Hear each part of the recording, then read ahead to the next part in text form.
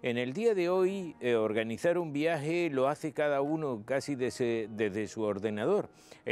Buscamos el vuelo, buscamos también el transporte, buscamos el hotel e incluso las actividades que queremos desarrollar en el lugar en donde vamos a ir a pasar nuestras vacaciones o nuestros viajes. Pero por eso siguen siendo fundamentales las agencias de viaje. Dicen que han pasado por unas penurias que no se lo desean a nadie. Primero fue en el año 2000 con aquello de las .com, donde cada uno se organizaba su viaje. Luego con la crisis económica del 2008, en donde nos quedamos sin dinero y por lo tanto no podíamos tampoco viajar. Y luego vino la pandemia, que cerró todos los establecimientos, como ustedes saben, y todos los destinos. Pero ellos han sabido, digo, las agencias de viaje, imponerse. Pero ¿sigue siendo vigente hoy en día ir a una agencia de viaje para planificar unas vacaciones? ¿Estamos ante la posibilidad de hacerlo? Porque lo que sí es evidente es que ellos están para los viajes en grupo o para algunos destinos. Nosotros en nuestro podcast de hoy lo que queremos es averiguar cómo viajamos. Y para ello lo primero que vamos a hacer es preguntarle al presidente de las agencias de viaje, a David Denis, pues si es factible todavía poderlo hacer a través de una agencia de viaje. Yo sé que es fundamental, por lo menos a los neófitos, David, como yo, es fundamental utilizar una agencia de viaje en un momento determinado, porque sabemos que ustedes manejan grupos, pero para un viaje de una familia, por ejemplo, ¿todavía se utiliza la agencia de viaje? ¿Tienen ustedes futuro? Bienvenido. Mira, dicen que no hay mal que por bien no venga, y si algo quedó patente en la época de, a pesar de todas esas penurias que tú has ido nombrando con anterioridad, si algo dejó patente la COVID es el servicio que prestamos las agencias de viaje. Nos hemos tirado desde el 2020, casi 2 años en algunos de los casos, eh, demandando los reembolsos de los servicios de los clientes que no se prestaron durante la época de la pandemia porque estaba prohibido viajar. Con esto lo que te quiero decir es que el cliente, hemos conseguido volver a recuperar. Los números a finales del 2022 ya hablaban casi del 45% de ese clientela que hubiéramos podido perder, entre comillas, y que se habían ido directamente a Internet a comprar sus servicios.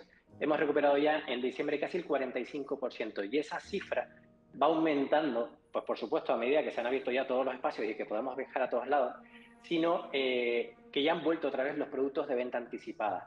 La gente ya sabe lo que significa contratar un paquete vacacional a través de una agencia de viajes, porque se establece un contrato de viajes combinados, que se denomina, y las coberturas de caución que implica el contratarlo a través de una agencia de viajes. Es tan sencillo, Pepe, como que si tú te vas de viaje y te surge algún imprevisto, tú solamente tienes que levantar el teléfono y hablar con tu agente de viajes directamente. El problema mucho que se encontró la gente en la época de la pandemia es que tiraban de esas páginas web del proveedor directo o a través de un intermediario, que muchas de ellas no tienen ni siquiera ni un correo electrónico ni un teléfono, y muchos de esos importes no se llegaron a recuperar por muchos clientes además, porque no tenía ese dato de contacto. Por lo tanto, especifico muy mucho con que las agencias hayamos perdido y que se haya incrementado en Internet, porque otra cifra que te doy es que hay estudios que hemos hecho ya a través de nuestra Confederación Nacional que indican que ese porcentaje, que es cierto que se va aumentando, de venta directa por Internet, la realiza lo que denominamos ahora mismo el viajero digital, que suele ser un viajero joven, muy bien formado y con un nivel de ingresos medio alto, pero también se establece que los paquetes que se compran o los viajes que se compran por Internet no suele llegar a 1.000 euros. Por lo tanto, esto implica lo que te estoy diciendo, que la gente para esos paquetes vacacionales que implican importes superiores a esa cifra, buscan el respaldo y la seguridad que les merece contratarlo a través de una agencia de viajes de calle. Entonces, David, por lo que me estás contando, yo he estado documentándome para hacer este podcast y dicen que en el año 2024 ustedes recuperarán la cifra. Ya hoy en día se están haciendo en reservas casi como estábamos antes de la pandemia, ¿no? En torno a los 100 días eran entonces, pero ahora todavía estamos en los 90 días, con una antelación de 90. Pero claro, nos estamos dando cuenta que todo el mundo está viajando y que es necesario hacer la reserva con mucho tiempo. ¿Qué servicio podemos encontrar en una agencia que no tenga yo como usuario en mi casa? Vamos a ver, ya no es contratar el servicio, porque hoy en día sabemos que tú por internet te puedes comprar un coche, o sea, de segunda mano. Se trata de buscar la garantía de que cuando tú contratas, sobre todo si lo haces con mucha antelación, tengas la garantía y la tranquilidad de que o el servicio se preste o en caso de algún imprevisto al haber contratado el seguro que te va a ofrecer la agencia de viajes, que además, según legislación, tiene que ir acompañado con ese paquete vacacional, lo vas a poder utilizar en caso de que te surja cualquier imprevisto. Por lo tanto, animo a todo el mundo a volver a su agencia de calle, no solamente por lo que estamos hablando, sino porque debido a la inflación que está surgiendo a través de lo de Ucrania, los precios estamos viendo que están aumentando y con cuanta mayor antelación contratemos cualquier tipo de servicio, no estoy hablando solamente de un paquete vacacional, sino de un mismo billete de avión, lo podremos adquirir con la mejor tarifa si lo hacemos con esa antelación previa. Porque ahora tenemos un problema, por ejemplo, los que habían planificado sus vacaciones en el mes de julio y hay unas elecciones convocadas para el día 23, no, ya no hablo de que te pueda o no te pueda tocar una mesa electoral, que eso también, pero aquellos que hayan realizado la reserva de un viaje, ¿tienen alguna garantía de hacerlo a través de ustedes, de que a lo mejor no pueden viajar o que tienen que tramitar todo lo relacionado con el voto por correo? Mira, a día de hoy, desde que se anunció la fecha del 23J, no solamente nosotros hemos buscado soluciones para que incluso nuestra propia confederación esté en contacto directo con el Ministerio de Turismo y este a su vez con el de Interior, para que se incluya el motivo del viaje como motivo para poder, para eximir si te llaman para una mesa electoral. Hoy en día hemos conseguido que muchas de las mayoristas ya se fidelicen, o sea, se empaticen con el cliente ante esta problemática que pueda surgir, y hay muchas que han notificado que si el cliente que tiene contratado el viaje es notificado, es nombrado para una mesa electoral, tiene derecho al reembolso íntegro de su paquete vacacional. El plan B, contratar un seguro de anulación, que todavía están a tiempo de contratarlo, para que en caso de ser llamado, una de las cláusulas que tiene ese seguro de anulación es el hecho de que seamos llamados a una mesa electoral y por tanto podamos recuperar el importe íntegro de nuestro paquete vacacional. Entonces, David, para cerrar contigo, hoy en día es fundamental para viajar hacerlo a través de una agencia o, por ejemplo, ustedes son los encargados de un paquete especial. Lo digo por los siguientes que voy a llamar, que son gente que tienen un paquete especial, ¿no? Ya sean viajeros que vayan buscando un destino que les llame la atención o un destino de aventura. Con una agencia de viaje solo tenemos la posibilidad de tener esa posibilidad de hacer grandes grupos o también para el viajero ocasional. Ten en cuenta que según el reglamento europeo, los únicos que pueden paquetizar servicios turísticos son las agencias de viaje. La agencia de viajes, cuando te paquetiza varios servicios, vuelos, hoteles, traslados, etcétera, te formaliza un contrato de viajes combinado. Ese contrato de viajes combinado incluye un seguro de asistencia y en muchos casos de anulación para que el cliente quede cubierto. Por lo tanto, ante tu pregunta, te digo que la mayor garantía que puede tener un cliente a la hora de contratar un paquete vacacional, sobre todo si lo hace con mucha antelación, es que lo haga a través de una agencia de viajes de calle. ¿Por qué? Porque hemos visto que han surgido hasta fraudes. Hay empresas que contratan, que venden paquetes turísticos por internet que no son agencias de viajes, sino un particular que le gusta viajar y que organiza ese tipo de viajes. Mucho cuidado, porque ese tipo de personas, por decirlo así, que son viajeros independientes, no tienen ni lo que nosotros tenemos hoy en día, que es un aval ante la Consejería de Turismo, precisamente para darle las coberturas a los clientes. Tenemos seguro de responsabilidad civil, tenemos personal formado y tenemos un teléfono al que llamar directamente y hablar con tu agente de viajes directo al otro lado del teléfono para cualquier imprevisto que te pueda surgir. Y en caso de que pase como en la pandemia, que yo creo que ha quedado más que demostrado, el servicio y la labor que hemos hecho en las agencias de viajes peleando por los derechos del cliente para que recuperaran el dinero de los servicios que no pudieron realizar durante la época de la pandemia. Gracias, David. Desde luego ha sido el argumento principal de lo que va a ser este podcast, porque luego hay gente para todo, como dice el dicho. Hay gente que, por ejemplo, lo que va buscando es un destino aventurero. Hay quien proporciona, pues eso, el ir a escalar o el ir a un sitio en el que habitualmente las agencias de viaje a lo mejor no tienen planificado eso. Yo no sé si utilizan agencias de viaje para poder realizar eso. Voy a hablar con un montañero que también se dedica a esos viajes aventureros con Diego Amador. Él ha procurado buscar esos destinos, ustedes lo conocen porque aquí en la televisión canaria ha tenido algunos programas. Diego, ¿cómo lo haces? ¿Tú lo haces a través de una agencia? ¿El turismo que vas buscando es el que se sale habitualmente de esos circuitos? Hola, buenas tardes. ¿Qué tal? Bueno, pues sí, efectivamente, digamos, la población a la que intento llegar siempre es aquella que le seducen o le atraen otro tipo de destinos, ¿no? Que son destinos más aventureros y que habitualmente no aparecen en los programas turísticos de las agencias al uso, ¿no? De las agencias que venden paquetes de destinos, digamos, más populares, ¿no? Y que sin embargo nos piden a los que somos guías de montaña. En ese sentido intento responderte, Pepe. Nosotros, quienes nos dedicamos de manera habitual a organizar grupos, digamos, de aventura, somos personas y debemos ser que estamos titulados con titulaciones oficiales. En mi caso soy guía de montaña titulado por el Ministerio de Educación, y además con todas las pólizas y todas las coberturas necesarias para garantizar la seguridad a nuestros usuarios. Obviamente nosotros tenemos unas pólizas con coberturas para accidentes en caso de lo que llamamos el turismo activo, que es a lo que nos dedicamos. Pero además, como bien venía diciendo el compañero, que nos avale, que nos apoye, pues una agencia de viaje al uso convencional. En mi caso, a pesar de que yo oferto y, digamos, pues programo actividades que como guía me gusta crear, porque son rutas que habitualmente no se conocen, siempre es un programa que está avalado y cuya responsabilidad final tiene una agencia especializada y que es el cliente, digamos, por llamarlo de alguna manera, a quien compra, ¿no? Por eso daría también pues esas coberturas que da una agencia especializada que siempre debe estar detrás, ¿no? Cuidado con el intrusismo, cuidado con comprar paquetes turísticos que no dejan de ser paquetes turísticos de turismo activo, comprarlos a agencias que no tengan las coberturas y que estén de alguna manera pues legalizadas, ¿no?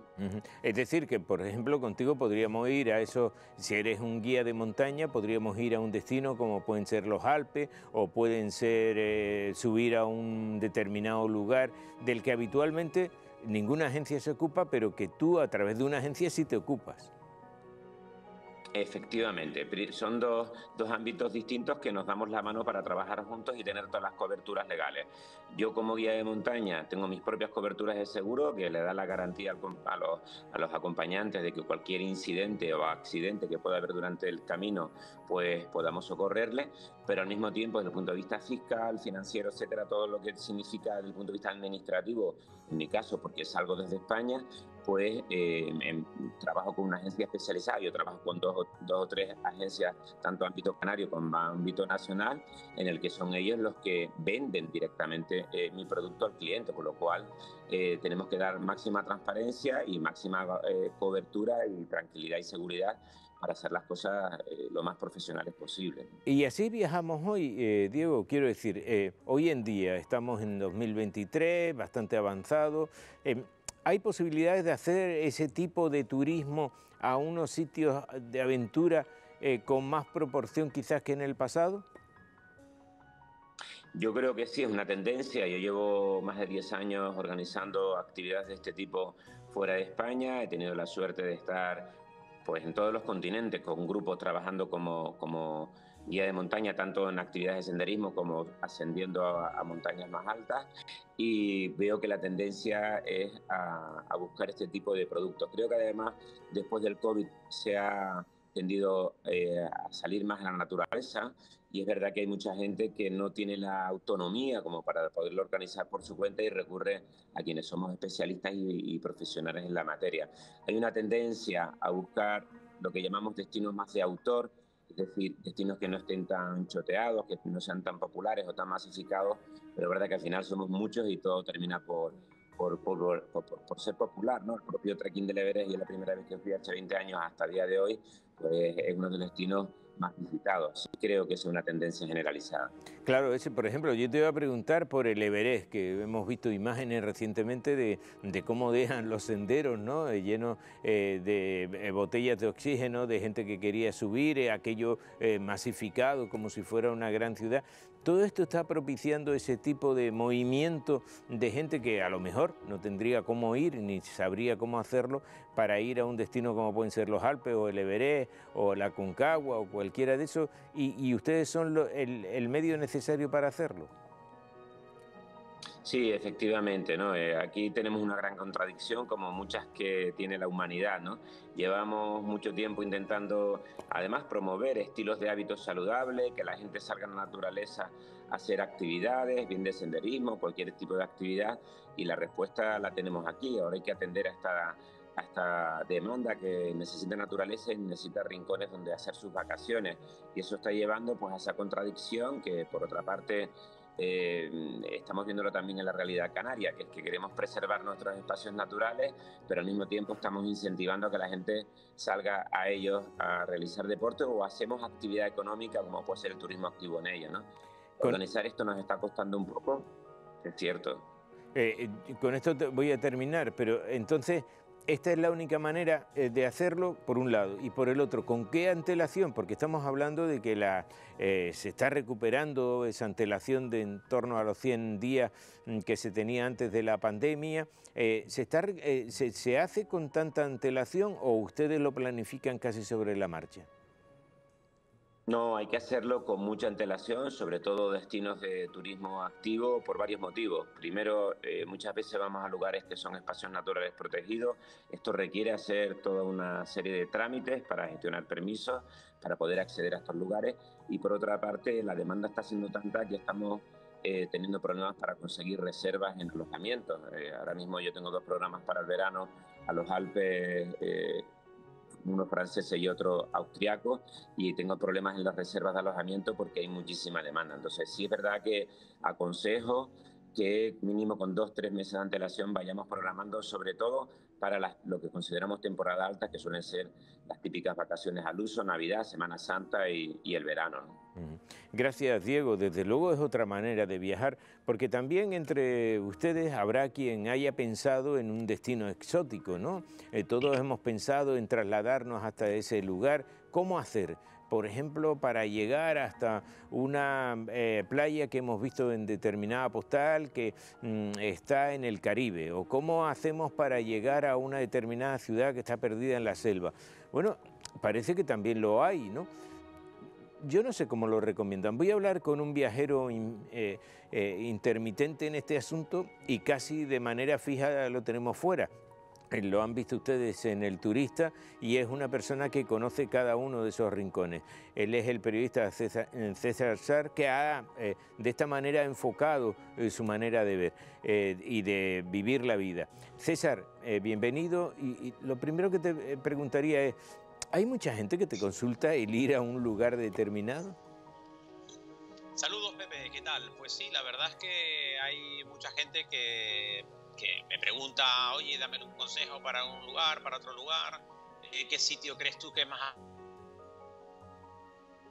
¿Tenemos algún problema para la recepción? Es que César, de ese viaje intermitente del que le estoy hablando, hoy nos está hablando desde Seúl y lo estamos haciendo a través de una videoconferencia donde es muy difícil. Te preguntaba, César, si te pregunta mucha gente, ¿cómo llegar? ¿Y eso te da para vivir? ¿Cómo lo haces?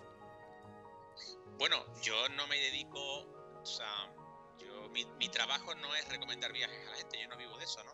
Yo vivo de hacer una serie de televisión y luego venderla, ese es mi modo de vida.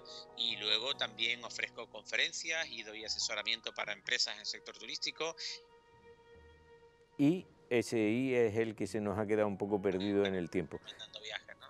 Eso te decía, y recomendando viajes, que era la última parte que se nos perdía.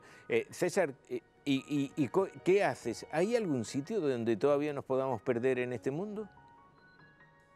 Sí, quedan muchísimos lugares en el mundo de los que uno se puede perder.